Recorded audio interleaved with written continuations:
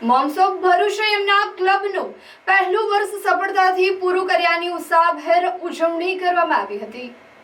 આ ઉજવણીમાં આખા વર્ષની બધી જ પ્રવૃત્તિઓને સમાવીને રસપ્રદ પ્રેઝન્ટેશન બતાવવામાં આવ્યું હતું। નવા મેમ્બર્સ પણ જોડાયા અને આવનારા નવા વર્ષના નવા પ્રોજેક્ટ અને સેમિનાર વિશે ઘોષણા કરવામાં આવી હતી। મુખ્ય અતિથિમાં district sports officer Rajansinh Gohil, GSYB ભરૂચના કોર્ડિનેટર બિનિતા પ્રજાપતિ, નર્મદા નગરી ભરૂચના મેમ્બર્સ, ભરૂચ રનિંગ ક્લબ્સના members, Amicus International School Bharuch અને અન્ય સંસ્થાના આગેવાનોએ હાજરી આપી હતી। મોમ્સ ઓફ ભરૂચનો મુખ્ય ઉદ્દેશ મહિલાઓ પોતાના સ્વાસ્થ્ય માટે સતત જાગૃત રહે અને મહિલાઓ એકબીજાને અપલિફ્ટ કરી સમાજ અને દેશને ઉજ્જવળ બનાવવાનું છે।